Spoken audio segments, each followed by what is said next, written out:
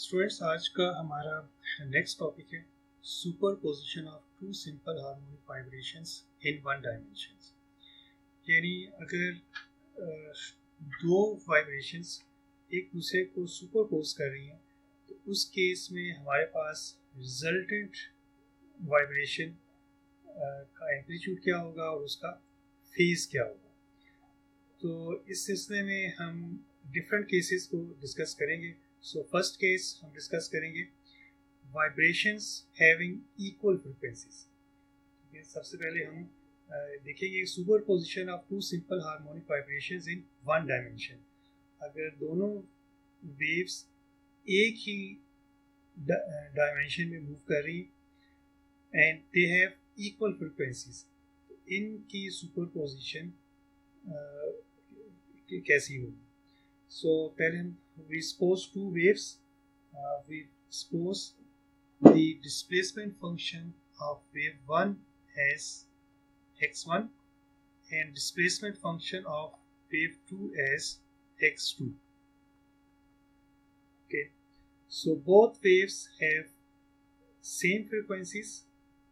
Okay, so they have the same value of the omega. Okay, both waves have different amplitudes, so I will write A1 for the amplitudes of the wave 1 and A2 for the amplitude of the wave 2. So I can write the displacement function for the wave 1 as A1 cos of omega t plus phi 1. And similarly I can write the displacement function of the second wave as A2 cos of omega t plus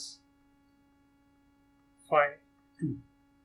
ठीक है, मैंने दोनों waves को wave 1 और wave 2 के लिए के displacement function को मैंने यहाँ पे लिखा है।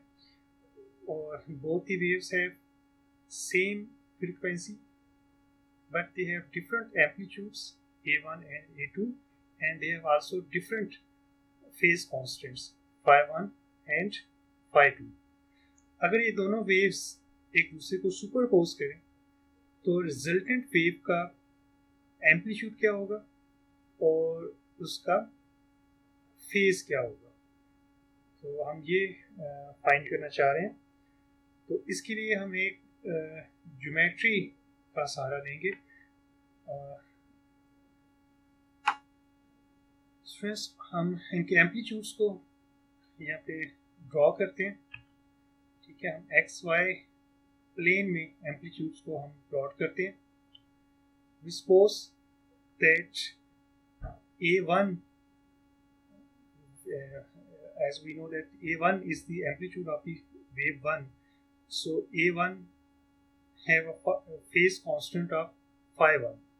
Okay, so we represented this amplitude with a vector and it is making an angle phi 1.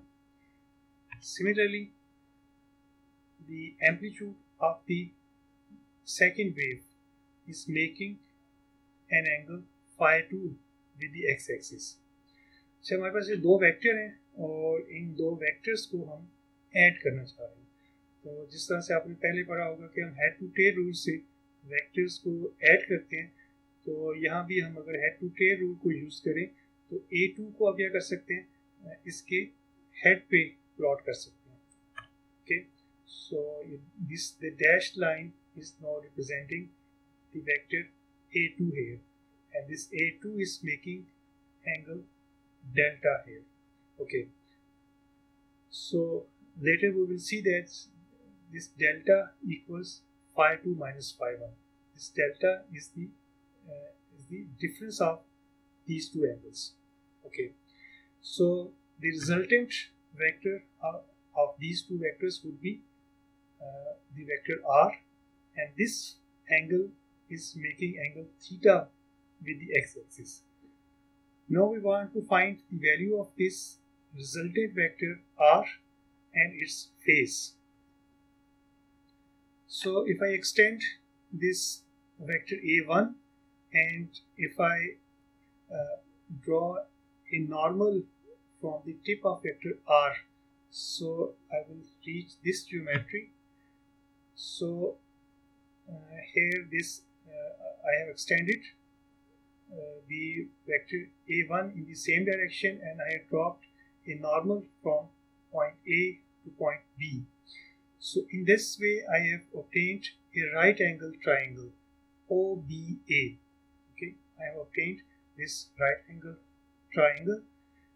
Okay, so as I have already discussed that delta vector is the same as this delta, and it is equal to the phi 2 minus phi 1, which is equal to the difference of these two angles. Okay, if we can see that in this triangle, as we know that this is this dotted green line is the same as the A2, and it is making angle delta with this axis. So in this way, this component, we can resolve this component into x and y components. We can resolve this vector into its x and y components. So in this way, the horizontal component would be a2 cos of delta, while the vertical component would be a2 sine of delta. Okay, so we have obtained a right angle triangle here, OBA. If I can find the value of hypotenuse of this right angle triangle, so I can find the value of the resultant vector r, and also I can find its phase. Okay, so this is the right angle triangle. Okay, I can apply here a Pythagoras theorem, and we know that if we sum the square of the base and the square of the perpendicular, which would be equal to the square of the hypotenuse. So in this way I can find the value of resultant vector r. So I can apply here Pythagoras theorem. Okay, if I will apply the Pythagoras theorem, so I will write it like this. The square of the hypotenuse would be equal to the square of the base plus the square of this perpendicular. So the length of the base in our case would be a1 plus a2 cos of delta. Now I have to take the square of this plus a2 sine of delta. Okay, so I will open the square, so it's a plus b whole square, so it will be equal to a square plus b square plus 2ab. So I can write it as a1 square plus a2 square cos square delta plus 2a1 a2 cos of delta plus a2 sine square delta. Okay, so from this term and from this term, so it's equal to a2 square.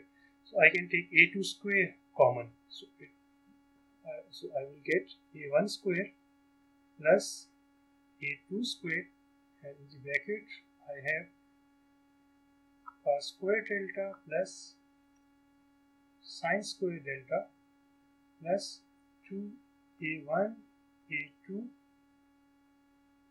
cos of delta. Okay, so I can use here the trigonometric identity, and I know that cos square theta plus sine square theta equals 1. So I will use this identity here. So I will be left with a1 square plus a2 square plus 2a1 a2 cos of delta. So that's equal to r1 square. So I used here cos square theta plus sine square theta equals 1. Okay, so I got, so it is r here. Okay, so I will get the amplitude of the resultant wave as a1 square plus a2 square plus 2a1 a2 cos of delta whole square root. So I also need to find the phase of this resultant wave. So for that I will use the tangent relation, tangent of theta. So that would be equal to a1 sine of phi 1 plus a2 sine of phi 2 divided by a1 cos of phi 1 plus a2 cos of phi 2. So here I divided the vertical components of a1 and a2 with the horizontal components of a1 and a2. So from this I can get the value of the theta, which would be the phase of the resultant wave. As I have found the amplitude of the resultant wave and also its phase, so now I can write the displacement function of the resultant wave. So I can write it like this: x equals r cos of omega t plus theta.